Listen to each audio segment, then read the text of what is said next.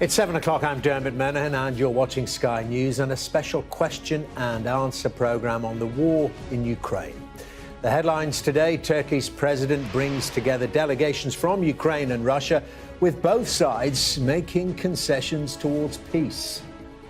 The most meaningful progress since the beginning of negotiations was made today. We report from Kiev's suburbs, where Ukraine's forces are given a reprieve as Russians reduce military activity there. Meanwhile, in other areas, fighting continues, with a strike in Mykolaiv reportedly killing at least 7 people.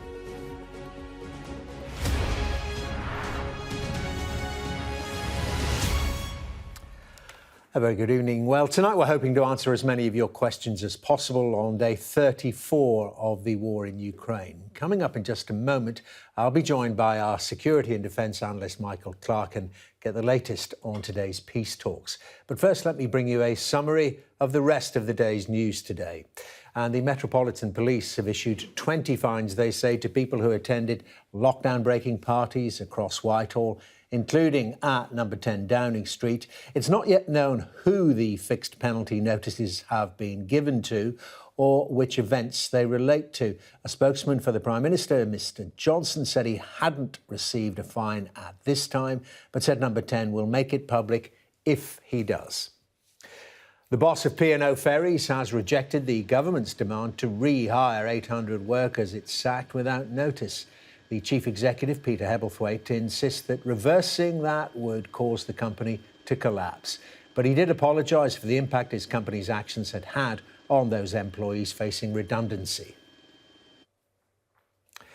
The trial of an alleged member of an Islamic State group that beheaded hostages in Iraq and Syria has begun. El-Shafi al-Sheikh, part of the group nicknamed the Beatles by their captives because of their British accents, will be put on trial in Virginia in the United States. The trial is expected to last for at least a month. The Queen has led the royal family at a memorial to her late husband, the Duke of Edinburgh, at Westminster Abbey. It's the first public appearance that Her Majesty has made in 5 months. Well, Queen Elizabeth was accompanied by Prince Andrew in a clear sign of support for her son after he paid millions of pounds out in an out-of-court settlement of a civil sexual assault case.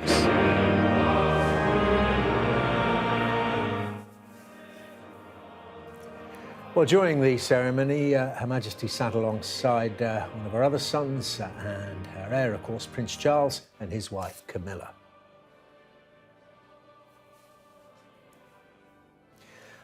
The service celebrated the life of the Duke, attended by many members of the royal family.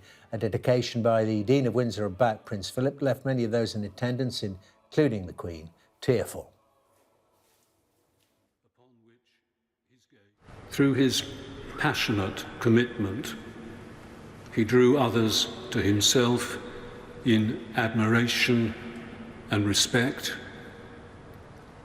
And in the case of those who lived and worked most closely to him, genuine love.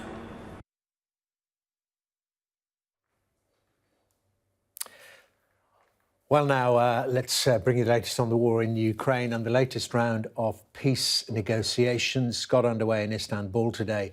There was a hint of a climb down, perhaps, by the Russian side, which said it would dramatically reduce military activity around the capital, Kiev, and the city of Chernihiv. But one US official cast doubt about a de-escalation, saying that Russia was just shifting gears. Our correspondent, Alistair Bunkle, has the latest on the talks. The magnificent Dolmabahce Palace in Istanbul is just across the Black Sea from Ukraine and was the setting for another round of peace talks. They didn't last long, barely half a day. But as they broke up and news started to filter out, there were rumours of a breakthrough. Ukraine said it won't give up any of its territory, but will give up its hopes of joining NATO.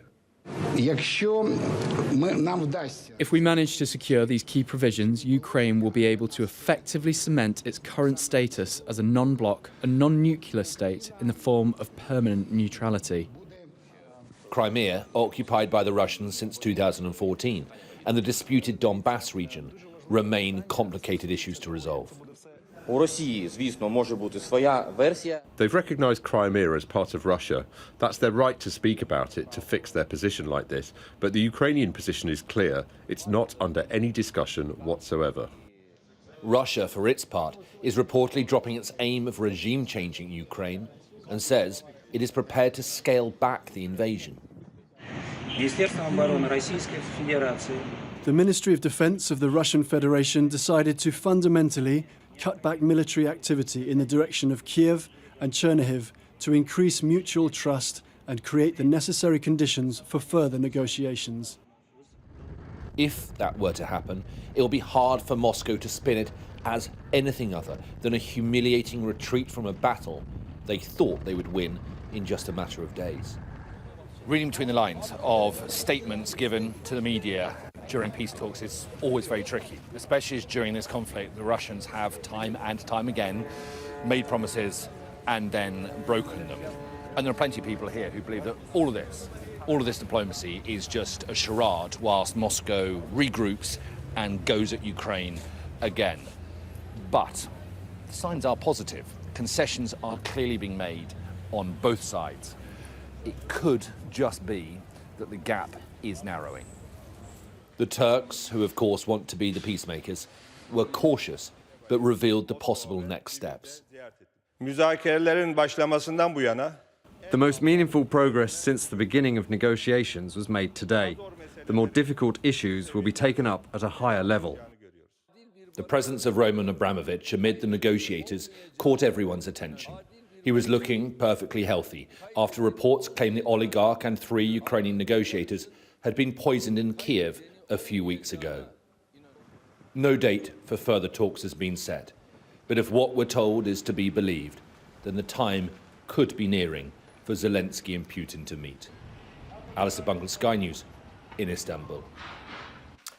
Well, let's get to your questions then now. Hundreds of you have been sending in questions for our security and defence analyst, Professor Michael Clarke, who's here with me once again. You're very welcome, Michael. And a lot of questions, of course, naturally on these peace negotiations. So let's get straight in and get your take on how they may progress and what may flow from it. This is the question to kick us off from Thomas, saying, can we trust a promise from Russia during these talks when they've repeatedly shown themselves to be untrustworthy? Well, that is the big question. If anything does result from these talks, any deal, could you trust it?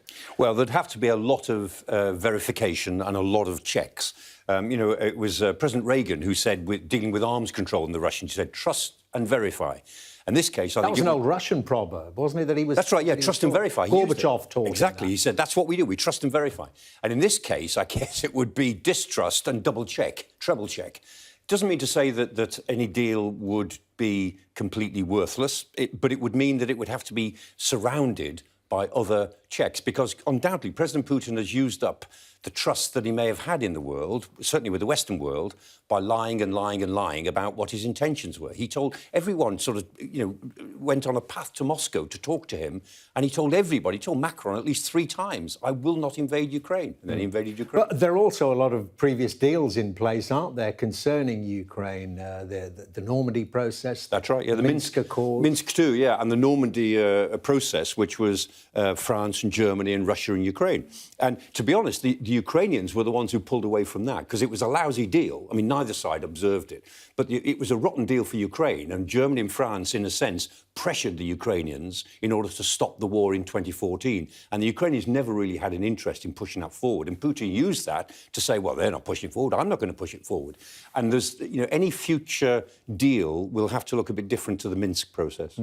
But, I mean, here's the thing that everyone fears. The Americans have articulated it for quite a long time now, that even if there is a deal signed and sealed and some kind of withdrawal, certainly a ceasefire by the Russians, don't both sides simply use it to rearm and prepare to go at it again. No doubt the West, NATO countries, would stuff Ukraine with even more high-tech armoury, and the Russians would rebuild the army. I'm sure that would happen.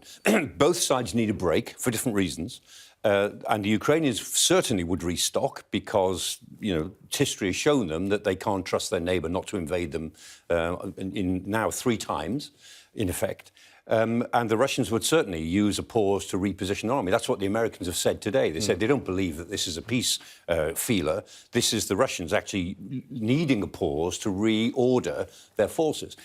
That doesn't mean to say it's worthless. A lot of peace processes just start small and gather a momentum, and that's what might be the case here. So we've got to get to a deal first then. Now, are we getting ahead of ourselves? Well, Annie has been in touch now about some of the positive noises coming out of these peace talks in Istanbul today, but asks... this is Linda. Linda says, why should Russia have any say in what Ukraine do or don't do? This whole idea that, this is a sovereign nation. Right. That's right, and sovereignty is guaranteed in the UN Charter. Ukraine is a member of the UN, and famously, Article 2, Paragraph 1 and Article 2, Paragraph 7 guarantee the domestic jurisdiction of all powers. All powers are free to make their own decisions. Article 51 says that all powers are free to defend themselves. It's all there in the UN Charter.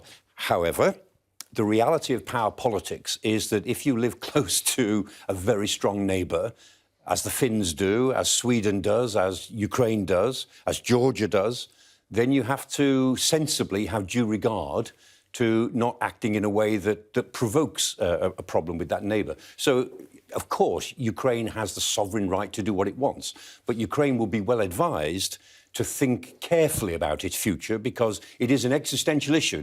People use the phrase existential threat wrongly. It's not a threat to your existence. An existential threat is a threat that is there because of the nature of the situation. Yeah. And it is in the nature of the situation, the nature of geography, that Ukraine will live next to a very big Russia. So it will always have to think about that. Michael, I want to put Annie's question to you. We haven't been able to put it up. Something went wrong with our graphic sequence there, but I can read it out. It's very short, but it's very important. And Annie asks, could the peace negotiations really be concluded quickly, or will they go on for months or possibly years? And that's back to what we've been talking about, Minsk and other agreements and protocols on Ukraine. I mean, this idea, we're getting a bit excited about the noises coming out of Istanbul today. I mean, this clearly could be just the prelude to months and years. It could. Absolutely it could. And President Zelensky has been really clever. I mean, he makes Putin look really flat-footed all the time. Because Zelensky's saying, let's talk. We've got to talk. You can't carry on fighting all the time. And he says, look, we're prepared to talk about neutrality. We're prepared to talk about non-alignment. We're prepared to talk about demilitarization. However, he says, any deal we do will have to be put to a referendum, and that will take some time. And I will want some security guarantees if we agree to any of these things. And of course, Ukraine had security guarantees in 1994, and those security guarantees were from Russia, America and Britain when Ukraine gave up the nuclear weapons it had inherited from the old Soviet Union. So they had security guarantees. And in 2014, one of those guarantors attacked it, and the other two guarantors, Britain and America, pretended we'd never made those guarantees. We just sort of whistled in the air as if it was nothing to do with us. So the Ukrainians are very entitled to say, look, if you want us to trust Moscow again, we want pretty big security guarantees. The only security guarantee that would meet their needs would be membership of Nato, which gives them the Article 5 guarantee that an attack on one is an attack on all. And that's out of the question. So these negotiations, Zelensky is talking them up. He's talking around them, and he's sounding very reasonable, very clever. The conditions that he is putting sound reasonable. They're almost impossible to fulfill. And he's running rings around Putin at the moment by, as it were, creating these ideas. And it does mean that if they talk, the talking will go on for a very long time, unless or until the situation on the ground changes. But because Ukraine is doing well on the ground, Zelensky feels strong enough to actually take the lead, to be assertive, to be proactive. Putin, we don't know what he thinks about any of this yet. OK, well, Petra has a question which throws into our discussion the other element of any possible peace deal. And, it's unclear what effect they're having on the mind of President Putin at the moment. And this is, in the event of a peace deal, will the West lift the sanctions imposed on Russia? And, of course, the West's not taking part in these talks. They can't put that on the table, but presumably the Russians would want to see a pretty quick easing of them, wouldn't they? Yes, and always the ramping down of sanctions is always an incentive on good behaviour. So what the West might say, separate to the talks, but complementary to them, is, of course, if there's a deal, then we would look at sanctions and we look at lessening this and this and this. But the idea of taking sanctions off altogether, I think, is not realistic. Because, remember, President Putin has crossed a line here. When he invaded his neighbour, this is the most egregious use of force to change boundaries since 1939. This is the biggest European crisis since the Second World War, in those terms. And there's no way back for Putin from this. So even if the West wants to help to create the momentum towards a peace deal, it's not going to say, OK, well, there's a deal now, let's take the sanctions off and all go back to normal. There will be no going back to normal for Europe after this. And can I just ask you, though, Michael, while we're talking about sanctions, I mean, clearly, there's much talk about unity by President Biden and the West, but there's not unity, is there, in actual fact? There are different approaches on sanctions from different countries, particularly when it comes to Russian gas. We see that they made a record amount of money out of it in the last month since the war started. I noticed in terms of the ruble, it's almost back to where it was against the dollar. And indeed, the best performing stock market in the last month in the world is the Russian one, because, of course, it went way down. And that's because it's the dead cat bounce, If it falls far enough, it bounces up like a dead cat. But it is about the effect of sanctions. Are they really making the Russians hurt? They are, because it's not just the official sanctions, it's the unofficial sanctions. The fact that Russia is toxic means that more firms are pulling out. Heineken, big firm in Russia, they pulled out yesterday and said, that's it, we're not going to invest and we're closing all of our outlets. All these things matter. The thing about the sanctions, I think, is that they will affect Russia and they will affect this sense that Russia has crossed a line. The Russians don't believe that because they're not being told that, but it matters to everybody else. And so I think that the sanctions may start to come off, but, you know, life is very different now. I mean, we're in a new era since a month ago. OK, question from Susanna next. Interesting question that Susanna's got. About NATO, we've just been talking about that, the ambition that President Zelensky seems to have dropped for the time being. If Ukraine agrees to neutrality in the negotiations, is it possible for them to secretly join NATO later? I mean, just isn't that a bit of a problem in this Article 5, which means that if one's attacked, all are attacked? Don't you have to let would-be aggressors know about it? Yes, it's a deterrent. I think, Susanna, I can see what you're getting at there, but you can't join NATO secretly. If you go to NATO headquarters, there are 30 flags arranged there. There are 30 delegations. They've all got 30 offices. There are 30 members of the North Atlantic Council who meet as head of state or foreign ministers or defence ministers. You can't do it secretly. Secret negotiations got a very bad name in the 19th century because there were secret alliances. And what they realised in the First World War, because of the outbreak of the First World War, is that concluding secret deals is a really silly thing to do. Because if you conclude an alliance, you want the world to know about it so they don't miscalculate. And so, no, you can't join NATO secretly, nor should you be able to, because NATO is a free market, liberal democratic group. Not all liberal Democrats in it, but in theory, it's a liberal democratic group of 30 nations who've met certain conditions and are proud of the fact that they form a collective defence organisation to look after each other. What about the EU? Because we are told that the Russians would countenance Ukraine, minus whatever bits they would keep, joining the EU, and of course it has extensive defensive capabilities. It has some. EU's defensive capabilities only ever go up to sort of battle group level. The EU is OK for crisis management, but you wouldn't want to fight a war with what the EU could provide as the EU. The issue is not so much would Ukraine be allowed to join the EU? One of the issues is, would the EU have Ukraine in? Politically, they'd like to, but this is a big country with a big agricultural sector. It would knock 7 bells out of the common agricultural policy, for instance, as it stands. So there'd be a lot of transition required. But for political reasons, I mean, Ukraine could be put on some sort of fast track to EU membership. And the other thing to remember, that even if Ukraine doesn't join the EU and NATO, which it certainly won't join NATO, that's not to say it can't get help from those organisations. And one of the things that Mr. Putin was so angry about, he said, look, Ukraine isn't in NATO, but NATO's certainly in Ukraine. You know, look at all the stuff that NATO is doing in Ukraine. And the answer to that is yes. If you hadn't invaded them in 2014, maybe they wouldn't have asked for help in the way that they did. NATO is helping them because you stole big pieces of their territory in 2014. OK, Michael, we're going to change tack in a moment. But before that, we have to take a break. You're watching a special question and answer programme on the war in Ukraine. Next, we're asking, what weapons are the Ukrainians still looking for from the West? Stay with us. That'd be...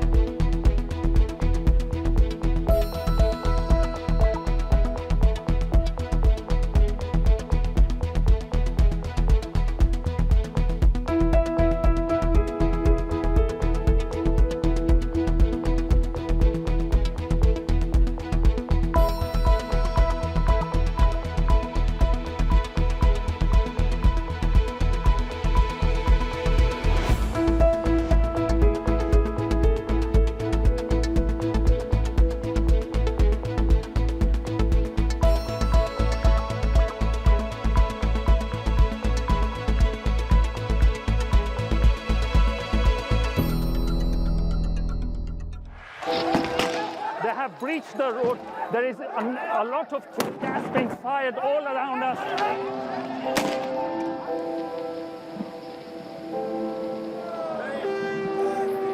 It is an absolute carnival kind of atmosphere out here for Prime Minister Modi's decisive victory. These students are defying the prohibitory orders, and now they're going to be arrested.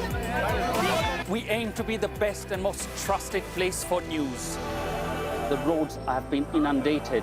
The only way out is to get people by boat. This on any given day would have been bustling with people, but today it's absolutely deserted. I'm Neville Lazarus, and I'm Sky's reporter based in Delhi.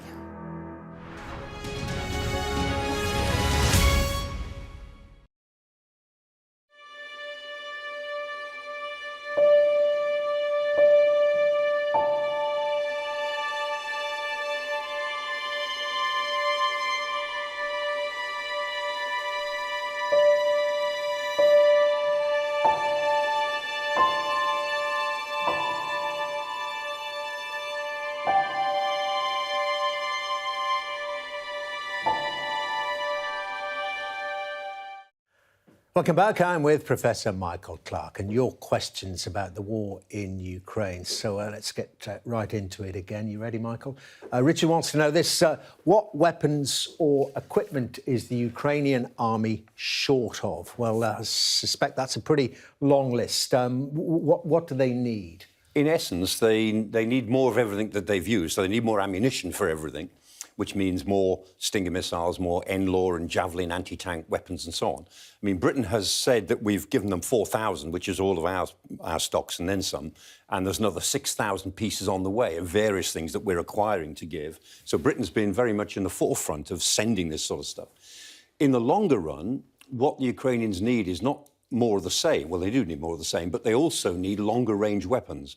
If this war for them, purely in a military sense, if it's going to go on for a little while, then they need more missiles, longer-range artillery. They need to be able to hold the Russians at risk further away than when they're actually fighting them. That's what the Russians can do to the Ukrainians. They can hit them from further away. The Ukrainians can't do that. And given that their air defence system is still up and running, they would certainly welcome more aircraft of all types, mainly the Su-24, not so much the MiG-29s that everyone talks about, but ground attack aircraft would be really quite useful for them. And of course, I've got a question about the equipment and the training that's required for some of this very high-tech stuff. Now, of course, the West has been training Ukrainians in Ukraine on those systems. Now, presumably, some of that's taking place in Poland, but it's a lot more difficult now. It is. I mean, Britain had trained under the operation that they were doing before. They trained 22,000 Ukrainian troops, many of them trained in the technical sides of the weapons that they were using. The Starstreak system that they're going to get now, they need a lot more training for. That is, they're going to try and push 6 months of training into a few weeks, and we'll see how that really works. But in one sense, an army that's fighting a war picks it up very quickly because they have to. But in another sense, it's quite hard to withdraw people for long enough to do the training, reorganise and get back into the battlefront. So it is difficult. And people say, oh, give the Ukrainians more weapons. I mean, first of all, getting them there is a problem. Sending them tanks, for instance, there are 500 T-72 tanks in NATO countries. That's the Ukrainians could do with them. But the tank is, even the T-72 is 40-odd, 45 tons. It has to go on the back of a truck. It's quite hard to do that secretly and get them to where the Ukrainians need them, which is in the east of the country, not the west, where they come from. Vulnerable getting them there, I suppose. Yeah. Well, Michael has a question about the big stuff, the aircraft. Let's be having you, Michael. OK, I'll read it out for you. There we are. Do the issues around supplying fighter jets come down to the definition of aggressive and defensive weapons? Is this an excuse from NATO countries? But I suppose when it comes to weaponry, it depends who's doing the attacking and who's doing the defending. They can be both. Absolutely right. If you pick up a chair to defend yourself against somebody attacking you, it's a defensive weapon. If you go and hit somebody over the head with a chair, it's an offensive weapon. It depends what you do with it. And it is the case. I mean, I think Michael's point is a very good one to raise. the question of aircraft is not whether they're offensive or defensive. Again, you can use them either defensively or offensively. It was the symbolism of aircraft that the Russians said, we will regard this as a very hostile act, and NATO, particularly the United States at this stage, backed off because they thought it would be provocative. As the war goes on, they may reconsider that. I mean, I suspect that aircraft might be given to the Ukrainians if they could find a good way to get them there at some point in the future. Well, the very first time we did one of these, I think it was 3 weeks ago, that was when Poland announced that it was giving some of its MiGs to the Ukrainians. That's right. Through the Americans, through Germany. That's right. But that's never happened then. It hasn't happened, yeah. And that announcement came in about 3 minutes before we did the programme, and you read it to me then. And so it hasn't happened, but I wouldn't rule it out, because the theory is if you need the aircraft and you use them defensively, that's absolutely fine. And there's no way that Ukraine is going to launch some sort of offensive war against Russia. They just won't. So everything you give the Ukrainians will be used essentially in a defensive context. OK, another question. This one coming in from Simon. He says, if Russia carried out a military strike on any embassy in Ukraine of a NATO member accidentally or indeed deliberately, is that classed as an attack on a NATO country? Well, the embassies have been by and large shut down in Kiev. Many of them moved to Lviv and indeed outside the country. But if they were attacked by Russia, how would that be regarded? No, I mean, an embassy doesn't count as an attack on your country. Your embassy is a piece of sovereign territory, but it's there by grace of the host country. So it's a diplomatic arrangement. And indeed, I mean, embassies have been attacked and diplomats have been killed all over the world. It's one of the dangers of being a diplomat. It's not regarded as an attack on the homeland. I remember the NATO operation concerning Kosovo in Serbia in 1999, when they actually hit the Chinese embassy. They hit the Chinese embassy. They did. There was a moment where the NATO worked very hard in that campaign to avoid civilian casualties, and they were dropping non-lethal weapons. So they were dropping weapons of copper wire on the substations, the electric substations, to turn the lights on and off in Belgrade to prove they could do it. But there was a terrible intelligence mistake, and they bombed the Chinese embassy. And there was a moment where there were more Chinese killed than anybody else in Kosovo, in Serbia, in Belgrade, because of that. The Chinese were furious, but nothing followed, because that's what happens. OK, another question on this section. This one is from Sarah, who asks, well, this is a very interesting question, Sarah. What happens to Russian troops who mutiny? Are they still involved in the fighting? Because we saw something on social media today about a Russian allegedly handing over his tank and being given some money for it. Yeah, £1,700, which presumably is a fair amount of money. His tank commander had deserted already. He'd gone off somewhere else. So this lad found himself alone in his tank, and I think he thought, well, I'll take the money and see what else life holds for me. Mutiny is illegal in every country, and it's a very serious offence. And, I mean, at one time, it was just a straight shooting offence, simple as that. Nowadays, in most militaries, I think in the Russian military too, it's a severe court-martial and some pretty severe penalties. But mutiny comes in all shapes and sizes. So official mutiny, very, very serious. The lack of obeying orders is a condition of military life, or obeying orders only a bit carefully. I mean, in any platoon of, say, 25 people, or 25 men, let's say, some may be women these days, but generally speaking, 25 men, and this goes back, 100 years of military studies, 5 or 6 of them will be the natural fighters. They want to fight. They're good at it. They enjoy it. 5 or 6 of them will be the ones who absolutely don't want to fight, and they will find any excuse not to. And the 15 in the middle, or the 10 in the middle, will be the ones who will go with whichever group is more dominant. And so you find that units will be ordered to do something, and they just kind of won't do it. Or they'll be ordered to do something, and they'll do it and more, because of the attitude of that unit at any given moment. So mutiny comes in lots of little gradations, and you can't often pin it on a soldier. Did you disobey orders? No, sir. I followed orders, but I was pinned down. I couldn't go any further. It's fascinating about the psychology. I think Sarah was also asking, are they still involved in the fighting? Meaning, have they switched sides, and are the Ukrainians using them? Yeah, well, I mean, if they've switched sides, then they're throwing their lot in with the future of Ukraine. They'll never be able to go back to Russia while the Putin regime is in power, and probably not thereafter either. So it's a big decision to take. But if you're faced with the likelihood that you're going to get killed, then there's a sort of balance of advantages there. And if somebody's going to offer you money as well, why not? OK, Michael, let's pause it there again. You are watching a special question and answer programme on the war in Ukraine. Coming up next, nuclear weapons and the potential of their use in this war. Yeah.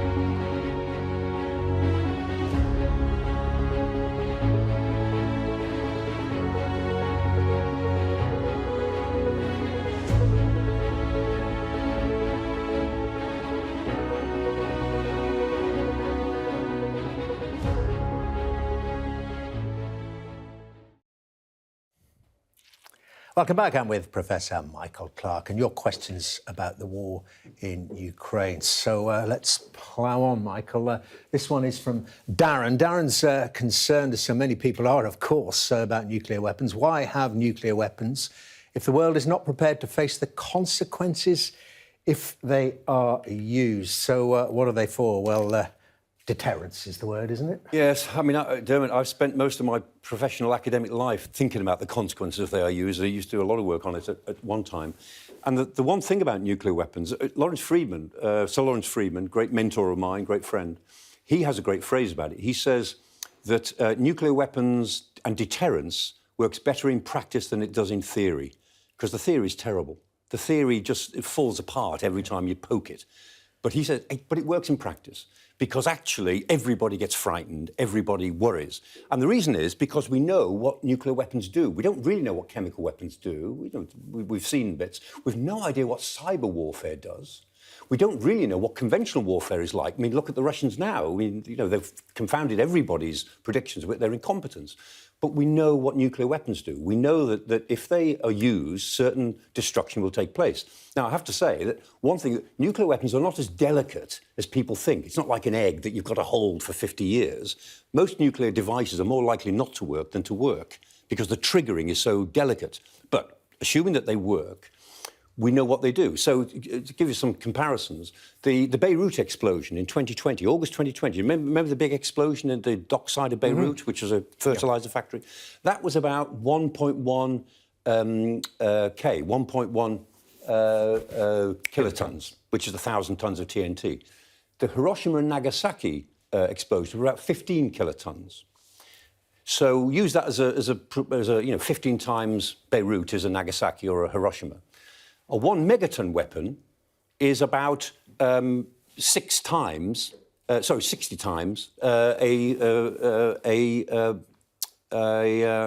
Hiroshima, right? And the sort of weapons that are targeted at Western cities or that we target at Eastern cities are between 2 and 5 megatons. So you're talking about something like 300 times Hiroshima. Now that's unimaginable. Unimaginable. And the fact is that we know that if they were used, that's what they would do.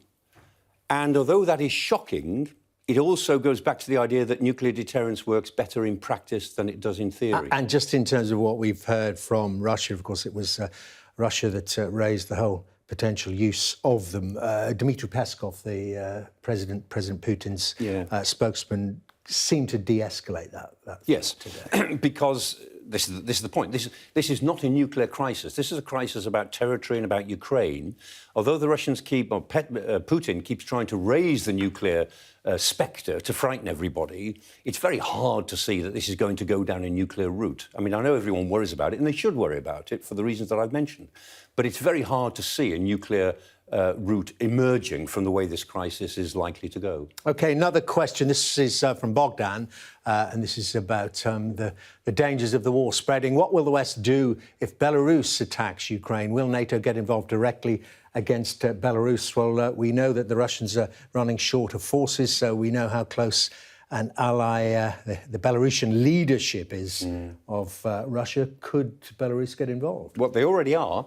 Because if you look at the statements coming out of the NATO summit, the EU summit and the G7 summit that was held at the weekend, very interestingly, all those communiques talked about Russia and Belarus. It talked about Putin and Lukashenko. And so because the invasion was launched from Belarus, and Belarus is actively helping, the Belarusians have not yet sent troops into Ukraine, although they've threatened to, and they may or they may not. But interestingly, the West is making it very clear that this crisis has been caused by Russia and Belarus, by Putin and Lukashenko. And so, in a sense, Lukashenko has put himself in the dock of world opinion alongside Putin.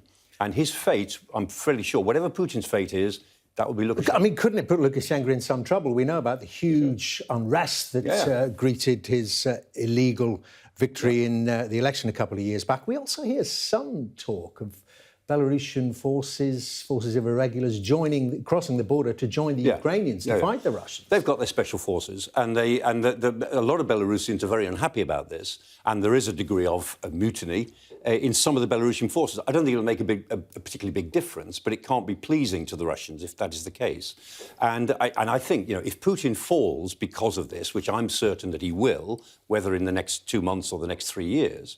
But as and when Putin falls, Lukashenko falls as well, probably the following day, in my view.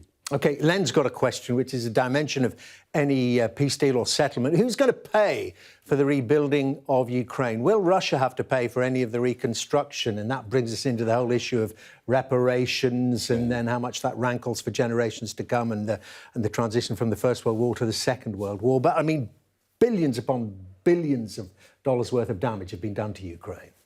Yes, and the World Bank is already talking now about the need for a new Marshall Plan. Everyone says Marshall Plan when they get to these stages without realising what the special characteristics of the Marshall Plan really were. It's very lucky that the Marshall Plan worked the way it did. But the World Bank is now talking about what will it take? Well, we don't know until we see what destruction has taken place by the end of the war and how long it lasts. But there is a commitment in the Western world to do all it takes for political reasons and moral and ethical reasons to rebuild Ukraine. And so it will cost, and it will cost all of us. But will it cost Russia, who's probably not? It? I mean, if part of the peace deal was, well, you've got to front up $100 billion at the very least to help rebuild it. I would love that to be true, but I don't think it will be. Because when it comes to it, when this war is over, depending on how long it lasts, I think Russia will be on its knees. If Putin stays in power for 2 or 3 years with these sort of sanctions on and his sort of boneheaded inflexible policy, I think Russia will be on its knees. And I think we'll just have to swallow hard and say that Russia's not going to pay much for this, but the rest of us will. Well, that leads straight into Doug's question sent in. Says, does a potential peace deal mean then that President Putin actually gets away in some way, shape or form with this war? You know, this issue of payments and indeed any territory that they may hold on to.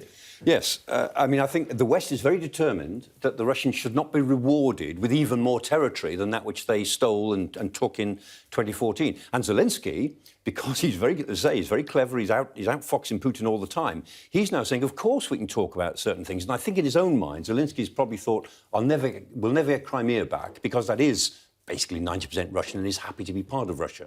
But I think he's saying that actually we want the Donbass back. You know, A, you've got to get out of all the territories you've taken since February the 24th. And incidentally, you know, we want the Donbass back. And I think he feels he's in a position to drive quite a hard bargain. My own view, and I'm just guessing now, is that he would trade Crimea, which would not be happy back with Ukraine, for everything else that the Russians have taken. That's a big, big step for Putin to take, because that would represent a war that not only did he not win, but left him worse off than before in terms of his historic mission to colonise Ukraine. And that would provide, that mix the metaphors, so what's been mentioned during all these discussions about the way out for Putin, the golden bridge, the awful phrase, the off-ramp. Yeah, I don't know where it would be, to be honest. I don't know what it would be, unless he is somehow rewarded with territory. And the point is that I think the West is saying, look, if the Ukrainians say that that's what they will accept, then we'll back them to say that. Even through gritted teeth, we don't want them to say that. But if that's what they say, they're the ones who are fighting and dying, we'll back it.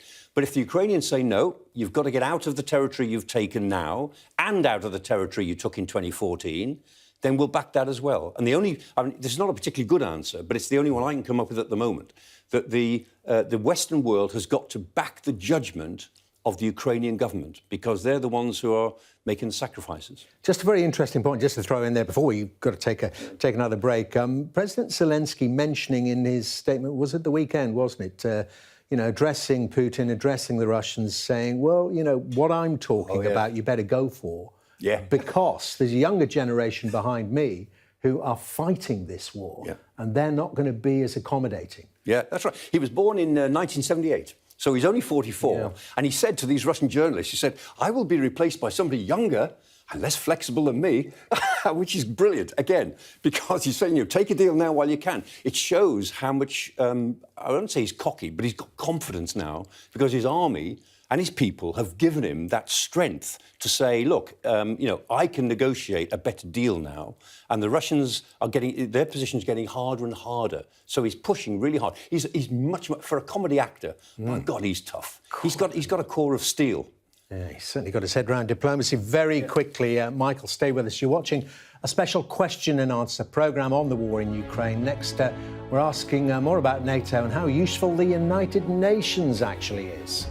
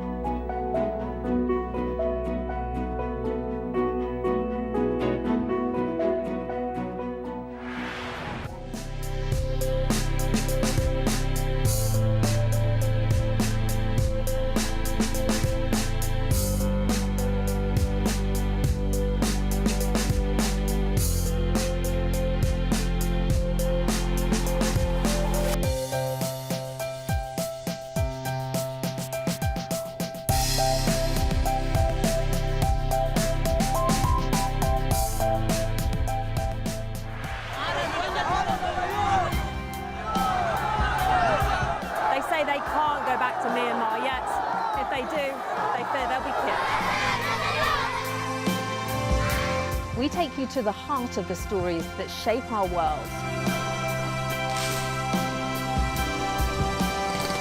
If there is a bigger explosion, this area would be in the danger zone.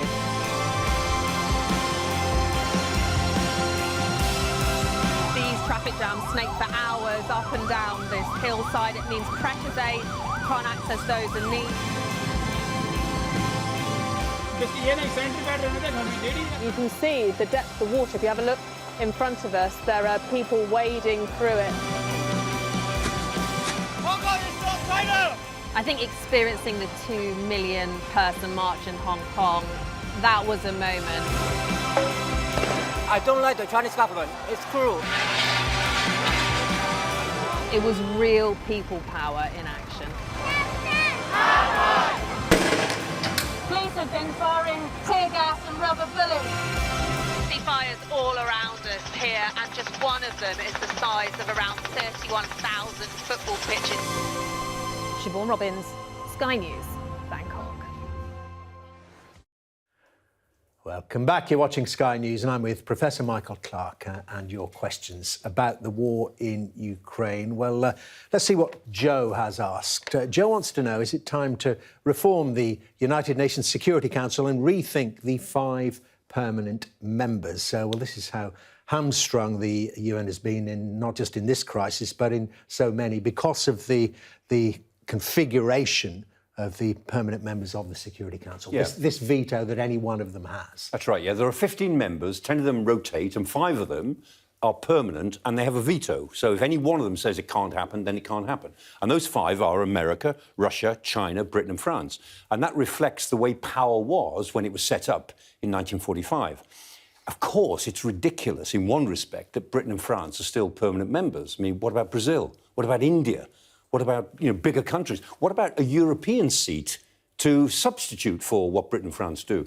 2 things about that. One is that Britain and France, because they're permanent members, and in a way, the world has moved on, but it does make them very good UN members. I mean, Britain and France are always trying to prove to the other members that they're worth having on the Security Council. So both of them, I think Britain's got a good story to tell here, is very constructive. We really do try to be constructive in the UN. And by and large, our efforts, or the efforts of the British government, over the years have been well appreciated. So, we work harder because we don't really deserve the seat anymore.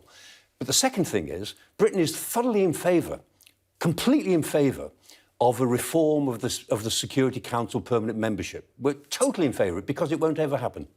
And so we actually say, yes, of course. I mean, and anyone who likes to come up with a deal, anyone who wants to come up with a scheme, is welcome to try, because the Brazilians are in there, the Indians are in there. I mean, everybody is desperate. Once you lift the lid on Security Council membership, you'll never get agreement. There won't be a permanent membership. But, I mean, it would be quite easy to do it along the lines which you're proposing there, enlarge it and go to majority voting. Well, there's lessons here from the European Union. You could go to weighted voting, so you could say, yes, we'll have 15 members and we'll weight their votes so that any one of the major powers could be outvoted. 2 of the major powers couldn't, you could argue, but any one of them, if it was an obstructive power, one of them would. However, to have that deal done, the Security Council would have to agree, so it's catch-22. Russia and China, for sure, would not agree. And Britain and France are all in favour of it because it won't happen. OK, we've got another question on NATO, a slightly different angle from Isabel. Given the West knew Ukraine could be invaded by Russia, why did NATO not speed up the process of accepting Ukraine into the alliance? And this is the question that we can now never answer. If that had happened and there were NATO troops sitting on Ukrainian territory, would the Russians have dared to attack? The argument against that, Isabel, is that if Ukraine had come into the alliance, the Russians would have attacked earlier. The one thing that the Russians would not have lived with, ever, is Ukraine or Georgia coming into the NATO alliance. I mean, NATO has enlarged itself since 1949, when it was founded. It's enlarged itself 9 times. 9 times. And 6 of those times are since Putin has been in power.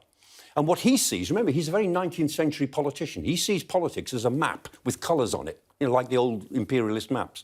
And what he sees is that NATO's boundaries are now 1,000 miles closer to Moscow than they were. 1,000 miles. And if Ukraine, which is to its south, and Georgia, which is in some ways even closer, if they had come into NATO, he would have gone to war with Europe about that. NATO's mistake was not enlarging because everybody wanted to come into NATO. NATO didn't try to enlarge. It was demand-led. Everybody wanted to be in NATO. They wanted to get into NATO to get the American security guarantee. They wanted to get into the EU to get the prosperity of the European Union. And so NATO handled the enlargement process and did quite a good job in its way. But my criticism of NATO, which goes back to 2008, is that NATO was very blasé about making statements about eventual Ukrainian and Georgian membership. And I said at the time on a few media programs, I thought this will be very eventual. You know, this is so eventual. So you think that, I mean, that strategy of keeping them in limbo was wrong. If you're going to do it, do it. Yeah. If not, be realistic. To say, look, you'll never come into NATO because it will be destabilising. NATO is all about stability. And remember, too, that NATO is 30 nations now. It's the greatest alliance the world has ever seen, bar none. And it's still the greatest alliance the world has ever seen. But when it was 15 and then 16 nations, it was very strong. Now that it's 30 nations, it's a lot less strong because it's got much longer boundaries to defend and a bigger problem in arriving at unanimity. And so in the last couple of years, last few years, we've taken in the military might of Montenegro. And the last member, the 30th member, was the military giant of North Macedonia. And all that gives us is more problems of agreement, more problems of consensus, not being rude to the North Macedonians, and no corresponding military benefit. And so NATO is now struggling with 30 members to be really meaningful. Having said which, I go back to what I said first, it is still the most impressive alliance the world has ever seen. And this crisis was either going to give NATO a shot in the head or a shot in the arm. And it's actually given it a shot in the head, a shot in the arm. Wow. Let me I'm glad you got that right. Yes. A shot in the arm. Very good to hear. I think we've got time to squeeze in one more question. Michael, this comes from Nick.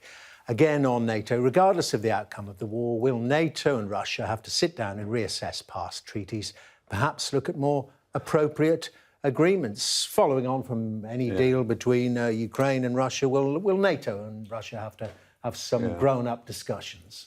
They will, but it will have to be a new Russia. It'll have to be a post-Putin Russia, right? Because, as we've said, the Russians crossed a boundary when this invasion took place. Putin is now beyond the pale, and we've tolerated too much of this before in 2008, and then 2014, and now. And look at what the rest of the world is doing. China will not condemn this.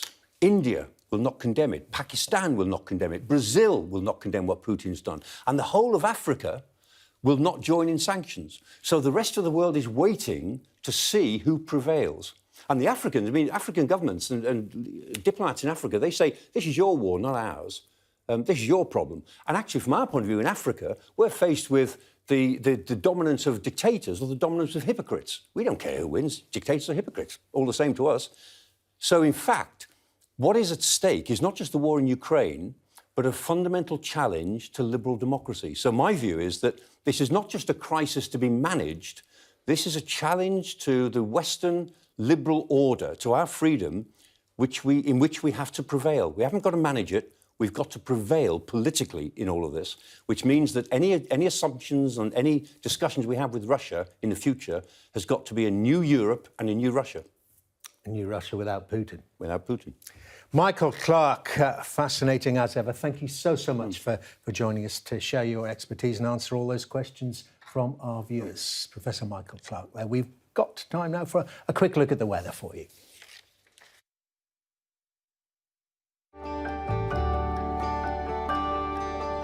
Look forward to brighter skies. The weather, sponsored by Qatar Airways. Well, this north wind is going to make it even colder over the next few days and will bring some snow, mainly on hills. Many places are dry this evening, but the north of Britain should have some outbreaks of rain and that snow on Scottish hills in particular. The wintry mix spreading into central Britain and the north of Ireland overnight. Some snow showers will spread into Scotland. It'll be frosty with some icy stretches. Further south, probably dry, with maybe some fog around in parts of the southwest because it's clearer. Showery rain and hill snow over central areas, then moving southwards tomorrow morning. Clearing the north of Ireland around about lunchtime, depending when you have your lunch. The southwest then holding on to some brightness, but a few sharp showers developing there. Meanwhile, Scotland will see some sunny spells and wintry showers. It'll feel much colder than recently for most areas, especially in that wind. The afternoon then will be sunny for more parts of the north, but wintry showers over Scotland will extend into the northeast of England. The weather, sponsored by Qatar Airways. And you're watching Sky News. Coming up in the next hour, more on Ukraine.